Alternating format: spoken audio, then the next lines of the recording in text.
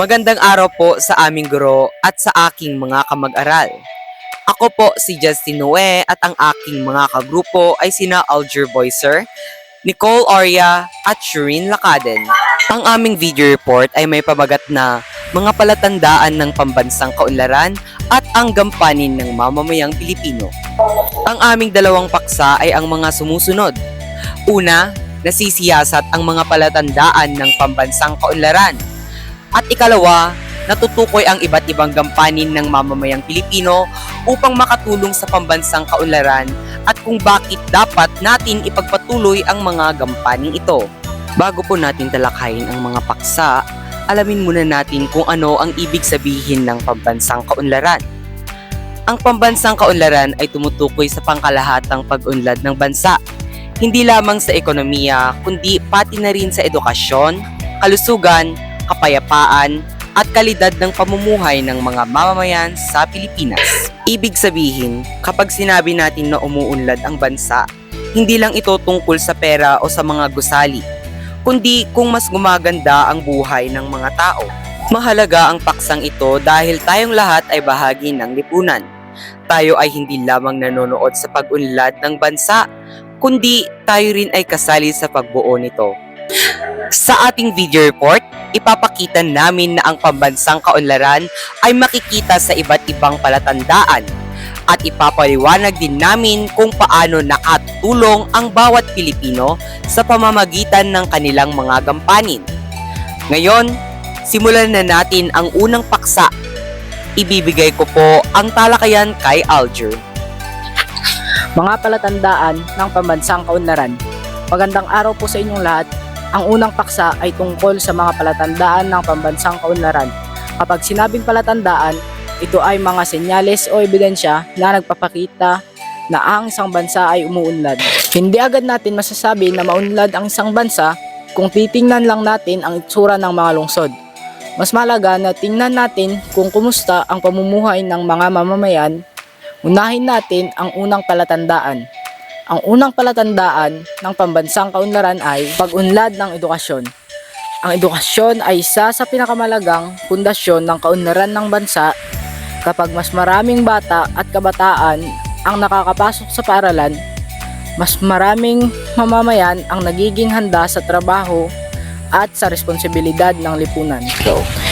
Sa Pilipinas, ang edukasyon ay pinamamahalaan ng ahensyang tinatawag na Department of Education o DepEd. Ang ahensyang ito ang namamahala sa mga papublikong paaralan sa pagpapatupad ng mga programang pang-edukasyon gaya na lang ng ARAL program. Kapag maayos ang sistema ng edukasyon, mas nagiging matalino, mapanuri at disiplinado ang mamamayan. Ito ay malaking tulong sa kaunlaran ng bansa. Ang ikalawang palatandaan ng pambansang kaunlaran ay pag-unlad ng ekonomiya.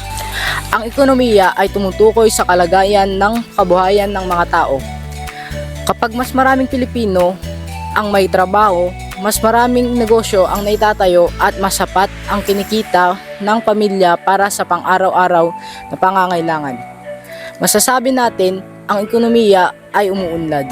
Kapag maayos ang ekonomiya, mas nagkakaroon ng kakayahan ang mga magulang na pag-aralin ang kanilang mga anak at masuportahan ang kanilang pamilya.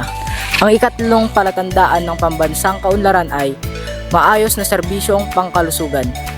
Mahalaga ang kalusugan dahil kung may sakit ang mamamayan, hindi sila nakakapagtrabaho, makakapag-aral o makakatulong sa lipunan. Kapag may sapat na health centers, ospital at serbisyong medikal sa mga komunidad, mas napapangalagaan ang buhay ng mga Pilipino.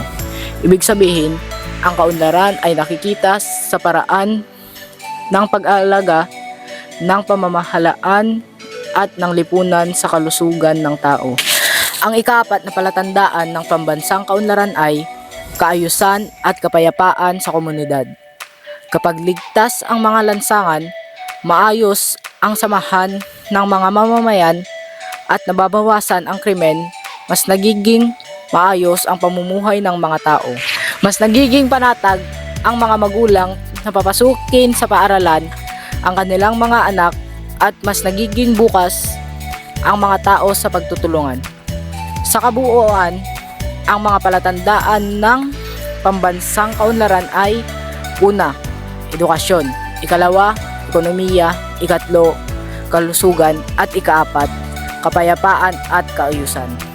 Ang layunin ng pag-aaral ng mga palatandaang ito ay upang masuri natin kung tunay bang umuunlad ang bansa at kung paano tayo magiging bahagi ng pag-unlad na ito. Ang iba't ibang gampanin ng mamamayang Pilipino. Magandang araw po sa inyong lahat. Ako nga po pala si Natalie Nicole Oria. Ang ikalawang paksa ay tungkol sa mga gampanin ng mamamayang Pilipino upang makatulong sa pambansang kaunlaran. Ang salitang gampanin ay tumutukoy sa isang tungkulin o papel ng bawat isa sa lipunan. Bilang mamamayan, may pananagutan tayo sa ating sarili, sa ating pamilya, at sa ating bansa. Unang gampanin ay ang pagiging responsableng mag-aaral. Bilang kabataan, ang aming pangunahing tungkulin ay ang mag-aral ng mabuti. Kapag nag-aral tayo ng seryoso, tayo ay naghahanda para sa ating kinabukasan at para rin sa kinabukasan ng bansa. Ang simpleng pagpasok sa klase, pakikinig sa guro, paggawa ng takdang aralin at paggalang sa paralan ay maituturing ng ambag sa kaunlaran. Ang ikalawang gampanin ay ang pagiging masipag at tapat na manggagawa o profesional. Sa hinaharap, kapag tayo ay naging guro, inhenyero, doktor, empleyado o negosyante, mahalaga na gawin natin ang ating trabaho ng maayos at may malasakit. Kapag ba naging maayos ang paggawa ng bawat manggagawa, mas magiging maayos din ba ang serbisyo sa lipunan? Oo. Okay. Ang ikatlong gampanin ay ang pagiging mabuting mamamayan sa komunidad. Kabilang dito ang pagsunod sa batas, pakikilahok sa mga gawain sa barangay, at pakikipagtulungan sa kapwa. Kapag may clean-up drive, relief operation, o community program, mahalaga na tayo ay makiisa. Sa ganitong paraan, maipapakita natin ang tunay na diwa ng bayanihan.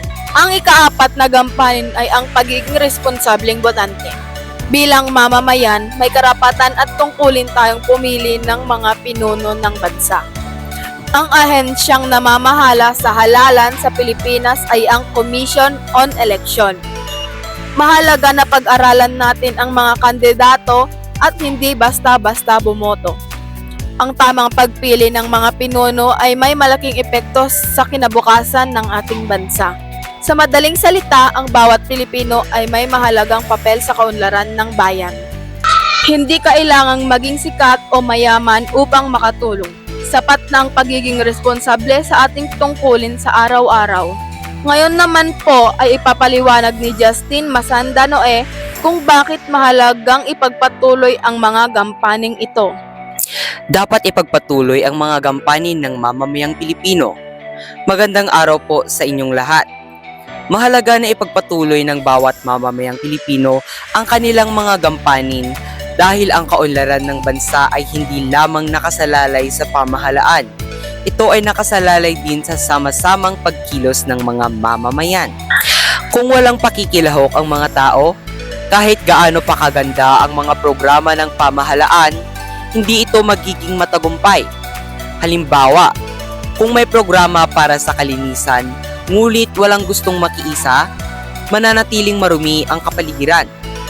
Kung may batas ngunit walang sumusunod, hindi magkakaroon ng kaayusan.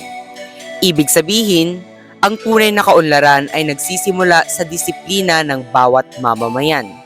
Isang halimbawa ng Pilipinong nagpakita ng pagmamahal sa bayan ay si Jose Rizal. Ipinakita niya na ang pagmamahal sa bansa ay hindi lamang sa pamamagitan ng makikipaglaban, kundi sa pamamagitan ng edukasyon, pagsusulat, at pagpapalaganap ng katotohanan. Ipinapakita ng kanyang buhay na mahalaga ang paggamit ng kaalaman at talento para sa kapakanan ng bayan. Sa kasalukuyan, hindi na natin kailangang gumawa ng mga bayani na kasing laki ng kanilang nagawa. Sapat na ang pagiging tapat sa trabaho, pagiging responsable sa paaralan, at pagiging mabuting kapitbahay. Sa kabuuan, aming tinalakay ang mga palatandaan ng pambansang kaunlaran tulad ng edukasyon, ekonomiya, kalusugan, at kapayapaan sa komunidad.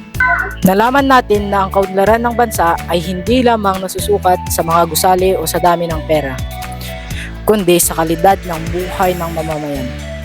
Nalaman din natin na bawat Pilipino ay may mahalagang gampanin bilang mag-aral, manggagawa, mamamayan sa komunidad at botante. Maraming salamat po sa inyong pakikinig.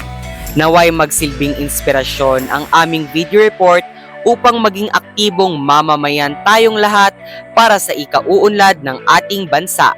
Maraming salamat po. Ang simpleng Alit pipay luklukon na! Kinam! Plan. Potang! Nalaman natin na ang Si Natalie Nicole Oria, ang mga ayan.